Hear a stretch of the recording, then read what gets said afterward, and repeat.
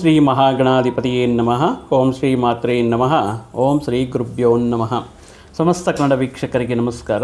ನೀವು ಮೊದಲನೇ ಬಾರಿ ನಮ್ಮ ಚಾನಲ್ ನೋಡ್ತಾ ಇದ್ದರೆ ದಯವಿಟ್ಟು ಸಬ್ಸ್ಕ್ರೈಬ್ ಮಾಡಿ ಅಂತ ಹೇಳ್ತಾ, ಈ ದಿನ ನಾವು ಇಂದಿನ ದಿನಗಳಲ್ಲಿ ಹೊಸ ವರ್ಷ 2026ರ ದ್ವಾದಶ ರಾಶಿಗಳ ಫಲಗಳ ಬಗ್ಗೆ ತಿಳ್ಕೊಂಡಿದ್ದೇವೆ. ಈ ವಿಡಿಯೋದಲ್ಲಿ ಮುಖ್ಯವಾದ ನಕ್ಷತ್ರದಲ್ಲಿ ಹುಟ್ಟಿರುವಂತಹ ಇವರ ಭವಿಷ್ಯ ಈ 2026ರಲ್ಲಿ ಯಾವ ರೀತಿ ಇರುತ್ತೆ.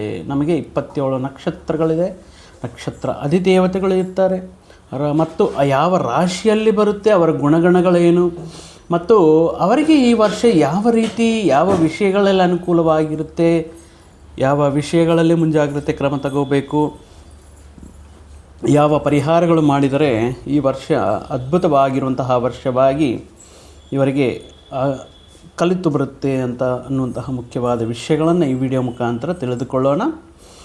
ಅದರಲ್ಲಿ ಭಾಗವಾಗಿ ಒಂದು ಅದ್ಭುತವಾಗಿರುವಂತಹ ನಕ್ಷತ್ರ ಅನುರಾಧ ನಕ್ಷತ್ರದ ಬಗ್ಗೆ ಈ 2026ರಲ್ಲಿ ಈ ನಕ್ಷತ್ರದಲ್ಲಿ ಹುಟ್ಟಿರುವಂತಹ 4 ಪಾದಗಳಲ್ಲಿ ಹುಟ್ಟಿರುವಂತಹ ವ್ಯಕ್ತಿಗಳಿಗೆ, ಜಾತಕರಿಗೆ ಯಾವ ರೀತಿ ಅನುಕೂಲ ಇರುತ್ತೆ ಅನ್ನುವಂತಹ ವಿಷಯಗಳ ಬಗ್ಗೆ ನಾವು ನೋಡುವುದಾದರೆ, ಮುಖ್ಯವಾಗಿ ಅನುರಾಧ ನಕ್ಷತ್ರ ವೃಶ್ಚಿಕ ರಾಶಿಗೆ ಸಂಬಂಧಪಟ್ಟಿರುವಂತಹ ನಕ್ಷತ್ರ. ಇದರಲ್ಲಿ 4 ಪಾದಗಳು. ಈ 4 ಪಾದಗಳಲ್ಲಿ ಮೊದಲನೇ ಪಾದ, 2ನೇ ಪಾದದಲ್ಲಿ ಹುಟ್ಟಿರುವಂತಹ ಜಾತಕರಿಗೆ, ಮಗುವಿಗೆ ದೋಷ ಇರುತ್ತೆ. ಅಂದರೆ ಮೊದಲನೇ ಪಾದದಲ್ಲಿ ಹುಟ್ಟಿರುವಂತಹ ಮಗುವಿಗೆ ತಂದೆಗೆ, 2ನೇ ಪಾದದಲ್ಲಿ ಹುಟ್ಟಿರುವಂತಹ ಮಗುವಿಗೆ ತಾಯಿಗೆ ದೋಷ ಇರುತ್ತೆ. 3, 4 ಪಾದಗಳಿಗೆ ಯಾವುದೇ ರೀತಿ ದೋಷವೂ ಇರಲ್ಲ. ಸೊ ಇನ್ ಕೇಸ್ ಈ ರೀತಿ ಅನುರಾಧ ನಕ್ಷತ್ರದಲ್ಲಿ ಹುಟ್ಟಿರುವಂತಹ ಮಕ್ಕಳಿಗೆ ಮೊದಲನೇ ಪಾದ, 2ನೇ ಪಾದ ಇದು ಸ್ವಲ್ಪ ನಕ್ಷತ್ರ ಶಾಂತಿ ಮಾಡಿಸಿಕೊಳ್ಳುವುದು ಉತ್ತಮ ಅಂತ ಹೇಳಬಹುದು. ಮುಖ್ಯವಾಗಿ ಈ ಅನುರಾಧ ನಕ್ಷತ್ರ ಒಂದು ಪುಣ್ಯ ನಕ್ಷತ್ರವಾಗಿರುತ್ತೆ. ಈ ಅನುರಾಧ ನಕ್ಷತ್ರ ಅನ್ನುವುದು ನಮ್ಮ ಜ್ಯೋತಿಷ್ಯ ಶಾಸ್ತ್ರದ ಪ್ರಕಾರ ಹೇಳುವುದಾದರೆ, ಈ ನಕ್ಷತ್ರದಲ್ಲಿ ಹುಟ್ಟಿದಂತಹ ವ್ಯಕ್ತಿಗಳಿಗೆ ಮೋಕ್ಷಕ್ಕೋಸ್ಕರ ಹುಟ್ಟಿರ್ತಾರೆ. ಈ ನಕ್ಷತ್ರದಲ್ಲಿ ಹುಟ್ಟಿರುವಂತಹ ವ್ಯಕ್ತಿಗಳಿಗೆ ಮರುಜನ್ಮ ಅನ್ನುವುದು ಇರುವುದಿಲ್ಲ. ಇವರು ಮಾಡುವಂತಹ ಪಾಪಕರ್ಮಗಳ ಮೇಲೆ ಈ ನಕ್ಷತ್ರದಲ್ಲಿ ಹುಟ್ತಾರೆ ಅನ್ನುವಂಥದ್ದು ಈ ಶಾಸ್ತ್ರಗಳಲ್ಲಿ ಹೇಳಲಾಗುತ್ತೆ. ಮುಖ್ಯವಾಗಿ ಅನುರಾಧ ನಕ್ಷತ್ರ ಈ ವ್ಯಕ್ತಿಗಳಿಗೆ ಯಾವ ರೀತಿ ಇರುತ್ತಂದರೆ, ಸ್ವಲ್ಪ ಕೋಪದ ಸ್ವಭಾವ, ಸಿಡುಕಿನ ಸ್ವಭಾವ.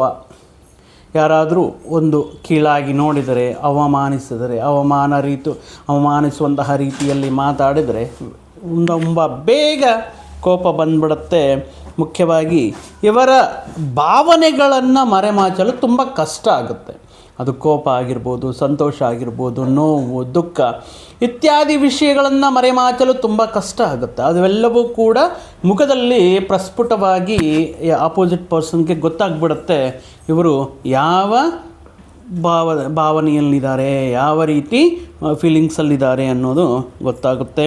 ಇನ್ನು ತುಂಬ ಎನರ್ಜೆಟಿಕ್ ಪೀಪಲ್ ಅಂತ ಹೇಳ್ಬೋದು ಇವರನ್ನು. ಮುಖ್ಯವಾಗಿ ತುಂಬ ಉತ್ಸಾಹವಾಗಿ ಯಾವುದೇ ಕೆಲಸ ಅಥವಾ ಕೆಲವೊಂದು ಜೊತೆ ಮಾತನಾಡುವಂಥ ಸಂದರ್ಭಗಳಲ್ಲಿ ಹಾಸ್ಯ ಚತುರತೆ, ಸೆನ್ಸ್ ಆಫ್ ಹ್ಯೂಮರ್ ಎಕ್ಸಲೆಂಟ್ ಆಗಿರುತ್ತೆ. ಒಂದು ಸಮುದಾಯ, ಒಂದು ಗುಂಪಿನಲ್ಲಿ ಮಾತಾಡುವಾಗ ಇವರದೇ ಸೆಂಟರ್ ಆಫ್ ಅಟ್ರಾಕ್ಷನ್ ಅಂತ ಹೇಳಬಹುದು. ಇವರಲ್ಲಿರುವಂತಹ ಗುಣ ಏನಪ್ಪ ಅಂದರೆ, ಇವರ ಬಗ್ಗೆ ಯೋಚನೆ ಮಾಡುವುದನ್ನು ಬಿಟ್ಟು ಪಕ್ಕದಲ್ಲಿರುವಂತಹ ವ್ಯಕ್ತಿಗಳ ಬಗ್ಗೆ ಯೋಚನೆ ಮಾಡ್ತಿರ್ತಾರೆ, ಕುಟುಂಬದವರ ಬಗ್ಗೆ ಯೋಚನೆ ಮಾಡ್ತಿರ್ತಾರೆ. ಇವರ ಆದ್ಯತೆಗಳನ್ನು ಮರೆತು ಯಾವಾಗಲೂ ಕೂಡ ಅದು ಪಾಸಿಟಿವೋ ನೆಗೆಟಿವೋ, so they are always thinking about others ಅಂತ ಈ ಗುಣಲಕ್ಷಣ ಸ್ವಲ್ಪ ಬದಲಾಯಿಸ್ಕೋಬೇಕಾಗಿರುತ್ತೆ. ಕೆಲವೊಂದು ಸಾರಿ ಅತಿಯಾಗಿ ಯೋಚನೆ ಮಾಡುವುದು, ಅತಿಯಾಗಿ ಅವರ ವಿಷಯಗಳಲ್ಲಿ ಇನ್ವಾಲ್ವ್ ಮಾಡೋದು, ಇವರು ಆಡುವಂತಹ ಮಾತುಗಳಿಂದ ಈ ಕೆಲವೊಂದು ಸಮಸ್ಯೆಗಳನ್ನು ತರುವಂತಹ ಸಾಧ್ಯತೆಗಳು ಇರುತ್ತೆ. ಇವರಲ್ಲಿ ಪ್ರಾಮಾಣಿಕತೆಯೂ ಅದ್ಭುತವಾಗಿರುತ್ತೆ. ಇವರನ್ನು ಮೋಸ ಮಾಡುವುದು ಅಷ್ಟು ಸುಲಭವಲ್ಲ. ಯಾರಿಗೂ ಗೊತ್ತಿಲ್ಲದಿರುವಂತಹ ಕೆಲವೊಂದು ದೋಷಗಳು, ಲೋಪಗಳು ಈ ವ್ಯಕ್ತಿಗಳಿಗೆ ಅರ್ಥ ಆಗ್ತಾ ಇರುತ್ತೆ. ಕೆಲವೊಂದು ವ್ಯಕ್ತಿಗಳನ್ನು ತುಂಬ ಸುಲಭವಾಗಿ ಅವರಲ್ಲಿರುವಂತಹ ಭಾವನೆಗಳನ್ನು, ಅವರ ಕೆಲವೊಂದು ಯಾವ ಉದ್ದೇಶಗಳನ್ನು ಅರ್ಥ ಮಾಡಿಕೊಳ್ಳೋದ್ರಲ್ಲಿ ಇವರು ಎಕ್ಸಲೆಂಟ್ ಅಂತ ಹೇಳ್ಬೋದು. ಮುಖ್ಯವಾಗಿ ಅನುರಾಧ ನಕ್ಷತ್ರದಲ್ಲಿ ಸೂಕ್ಷ್ಮವಾಗಿರುವಂತಹ ಲೋಪಗಳನ್ನು ಕಂಡುಹಿಡಿಯುವ ಸಾಮರ್ಥ್ಯ ಇರುವುದರಿಂದ ಇವರು ಈ ಇನ್ವೆಸ್ಟಿಗೇಷನ್ ಆಗಿರ್ಬೋದು, ಪರಿಶೋಧನಾತ್ಮಕ ಕ್ಷೇತ್ರಗಳಲ್ಲಿ ಅದ್ಭುತವಾಗಿ ಇವರಿಗೆ ಅನುಕೂಲ ಮತ್ತು ಅದ್ಭುತವಾಗಿರುವಂತಹ ವೃತ್ತಿಗಳು ಆಗಿರುತ್ತೆ. ಇನ್ನು ಈ ವ್ಯಕ್ತಿಗಳು ಬೇರೆಯವರಿಗೆ ಸಲಹೆಗಳು ಕೊಡುವುದರಲ್ಲಿ ನಿಷ್ಣಾತರು ಅಂತ ಹೇಳ್ಬೋದು. ಬೇರೆಯವರಿಗೆ ವಿಷಯದಲ್ಲಿ ಕೆಲವೊಂದು ವಿಷಯಗಳಲ್ಲಿ ಇವರ ಸಲಹೆಗಳನ್ನು ಪಡೆದು ತುಂಬ ಜನ ಅಭಿವೃದ್ಧಿಗೆ ಬಂದಿರ್ತಾರೆ. ಆದರೆ ಇವರ ವಿಷಯಕ್ಕೆ ಬಂದರೆ ತುಂಬ ಯಾವುದಾದ್ರೂ ಒಂದು ಸರಿಯಾದ ನಿರ್ಧಾರಗಳು ತಗೊಳ್ಳುವಂತಹ ವಿಷಯಗಳಲ್ಲಿ ತುಂಬ ಕನ್ಫ್ಯೂಸ್ ಆಗ್ತಾ ಇರ್ತಾರೆ, ಗೊಂದಲಕ್ಕೆ ಒಳಗಾಗ್ತಾ ಇರ್ತಾರೆ. ಕೆಲವೊಂದು ಸಮಯಗಳಲ್ಲಿ ಕೆಲವೊಂದು ತಪ್ಪು ನಿರ್ಧಾರಗಳು ತಗೊಳ್ಳೋದಕ್ಕೂ ಸಾಧ್ಯ ಇರುತ್ತೆ. ಮುಖ್ಯವಾಗಿ ಇವರ ಯಾರನ್ನೇ ನಂಬ್ತಾರೋ ಅಂತಹ ವ್ಯಕ್ತಿಗಳಿಗೆ ಜೀವನ ಪರ್ಯಂತವೂ ಕೂಡ ಅಂತಹ ವ್ಯಕ್ತಿಗಳ ಬಗ್ಗೆ ಒಂದು ಒಳ್ಳೆಯ ಒಪಿನಿಯನ್ ಇಟ್ಕೊಂಡಿರ್ತಾರೆ. ಅವರ ಬಗ್ಗೆ ಸಾಕಷ್ಟು ಪ್ರೀತಿ, ಗೌರವ, ವಿಶ್ವಾಸವನ್ನು ಹೊಂದಿರ್ತಾರೆ.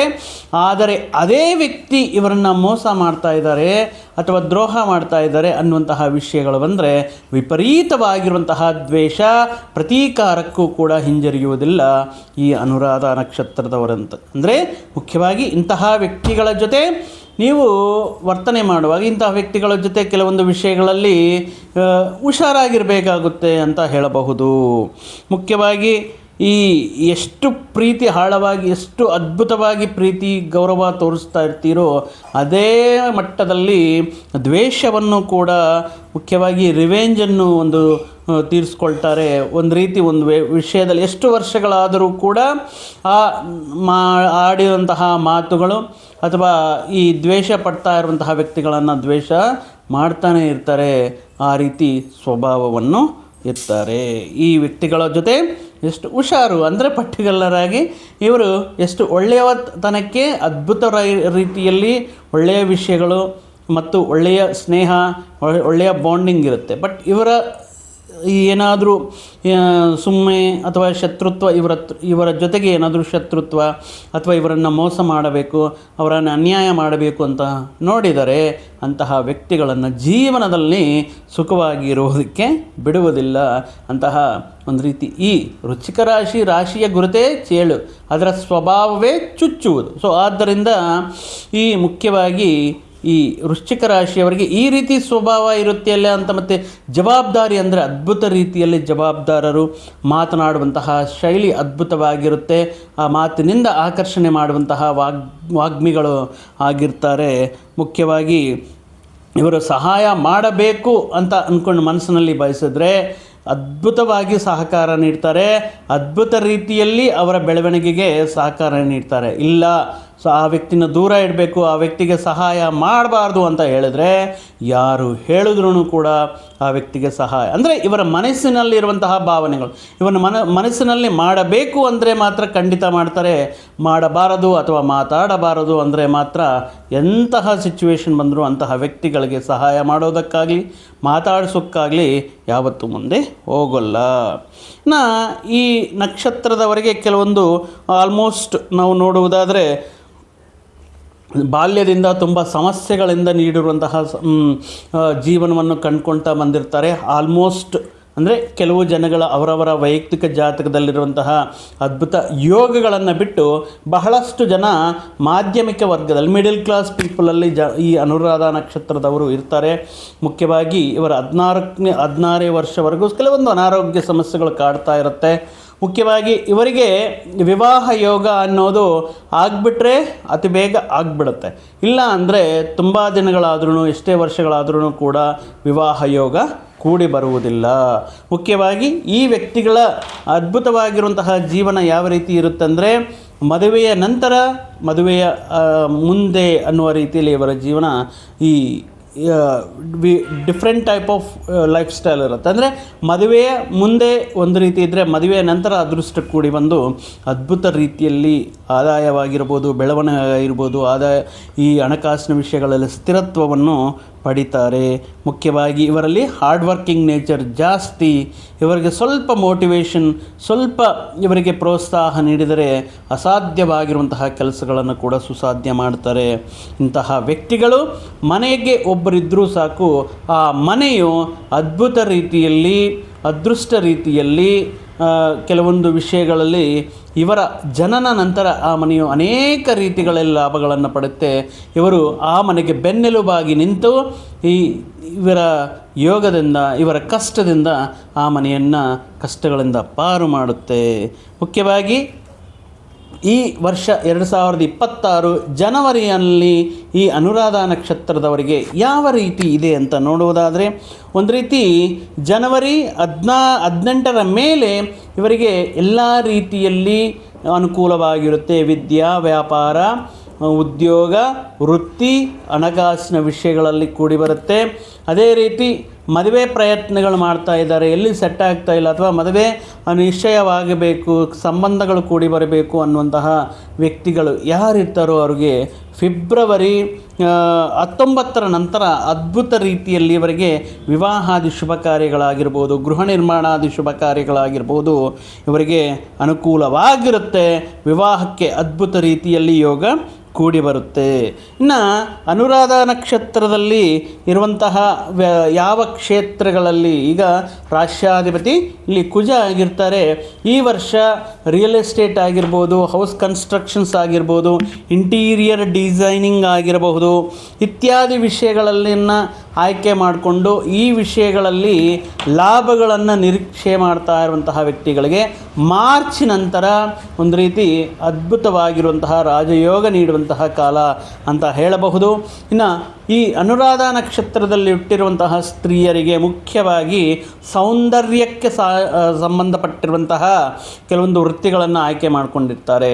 ಸೆಲೂನ್ಸ್ ಆಗಿರ್ಬೋದು, ಅಥವಾ ಸ್ಪಾಸ್ ಆಗಿರ್ಬೋದು, ಬ್ಯೂಟಿ ಪಾರ್ಲರ್ಸ್ ಆಗಿರ್ಬೋದು, ಫ್ಯಾನ್ಸಿ ಸ್ಟೋರ್ಸ್ ಆಗಿರ್ಬೋದು. ಈ ವ್ಯಕ್ತಿಗಳಿಗೆ ಮಾರ್ಚ್ ನಂತರ ಅದ್ಭುತ ರೀತಿಯಲ್ಲಿ ಕೂಡಿ ಬರುತ್ತೆ. ಇನ್ನು ಅದರ ಜೊತೆಗೆ ಈ ಇವೆಂಟ್ ಆರ್ಗನೈಸರ್ಸ್ ಇರ್ತಾರೆ, ಇವೆಂಟ್ ಮ್ಯಾನೇಜ್ಮೆಂಟ್ ಆಗಿರ್ಬೋದು, ಹೋಟೆಲ್ಸ್ ಆಗಿರ್ಬೋದು, ರೆಸ್ಟೋರೆಂಟ್ಸ್ ಆಗಿರ್ಬೋದು, ಬೇಕ್ರಿ ಆಗಿರ್ಬೋದು, ಪಿಜ್ಜಾ ಮೇಕರ್ಸ್ ಆಗಿರ್ಬೋದು, ಈ ರೀತಿ ವೃತ್ತಿಗಳನ್ನು ಆಯ್ಕೆ ಮಾಡಿಕೊಂಡಿರುವಂತಹ ಸ್ತ್ರೀಯರಿಗೆ ಅನುಕೂಲ ಫಲಗಳನ್ನು ಈ ವರ್ಷ ನೀವು ನೋಡಬಹುದು. ಇನ್ನು ಮಾರ್ಚಿ ಒಳಗಡೆ ಇನ್ಕೇಸ್ ಏನಾದರೂ ಜಾಬ್ ಚೇಂಜ್ ಮಾಡಬೇಕು, ಹೊಸ ಉದ್ಯೋಗ ಪ್ರಯತ್ನ ಮಾಡೋದು ಸ್ವಲ್ಪ ಚಾಲೆಂಜಿಂಗ್ ಆಗಿದ್ದರೂ ಕೂಡ ಮಾರ್ಚಿ ನಂತರ ನಿಮಗೆ ಹೊಸ ಉದ್ಯೋಗ ಪ್ರಯತ್ನಗಳನ್ನೋದು ಅನುಕೂಲವಾಗಿರುತ್ತೆ. ಅಥವಾ ಉದ್ಯೋಗದಲ್ಲಿದ್ದು ಉದ್ಯೋಗ ಬದಲಾವಣೆ ಮಾಡಬೇಕಂದ್ಕೊಂಡಿರುವಂತಹ ವ್ಯಕ್ತಿಗಳಾಗಿರ್ಬೋದು, ಅಥವಾ ಉದ್ಯೋಗಕ್ಕೋಸ್ಕರ ಪ್ರಯತ್ನ ಮಾಡ್ತಾ ಇರುವಂತಹ ವ್ಯಕ್ತಿಗಳಿಗೆ, ವಿದೇಶಗಳಲ್ಲಿ ಉದ್ಯೋಗ ಪ್ರಯತ್ನಗಳು ಮಾಡ್ತಾ ಇರುವಂತಹ ವ್ಯಕ್ತಿಗಳಿಗೆ ಮಾರ್ಚ್ ನಂತರ ಅನುಕೂಲವಾಗಿರುತ್ತೆ. ಇದು ಆಲ್ರೆಡಿ ನೀವು ಜಾಬ್ ಮಾಡ್ತಾ ಇದ್ದೀರಾ, ಬಟ್ ಯಾವುದೋ ಒಂದು ಸಮಸ್ಯೆಗಳಿಂದ ಅಥವಾ ನಿಮ್ಮ ವೈಯಕ್ತಿಕ ಸಮಸ್ಯೆಗಳಿಂದ, ಪರ್ಸ್ನಲ್ ಈಗೋಸಿಂದ ಈಗ ಮಾಡ್ತಾ ಇರುವಂತಹ ಉದ್ಯೋಗವನ್ನು ದಯವಿಟ್ಟು ಕೈ ಬಿಡೋಕ್ಕೆ ಹೋಗಬೇಡಿ. ಮತ್ತು once you lost the job ಮತ್ತೆ ನೀವು ಅದನ್ನು ಪಡೆಯೋದಕ್ಕೆ ತುಂಬ ಕಷ್ಟ ಪಡಬೇಕಾಗಿರುತ್ತೆ. ಇನ್ನು ಈ ವರ್ಷ ಯಾವ ವಿಷಯದ ಮೇಲೆ ಅನುರಾಧ ನಕ್ಷತ್ರದವರು ಹೂಡಿಕೆ ಮಾಡಿದ್ರೆ ಅದ್ಭುತವಾಗಿರುತ್ತೆ ಅಂದರೆ ಗೋಲ್ಡು, ಸಿಲ್ವರ್ ಇತ್ಯಾದಿ ಲೋಹಗಳ ಮೇಲೆ ನೀವು ಇನ್ವೆಸ್ಟ್ಮೆಂಟ್ ಮಾಡಿದರೆ ಅದ್ಭುತ ಲಾಭಗಳನ್ನು ಪಡೆಯಬಹುದು.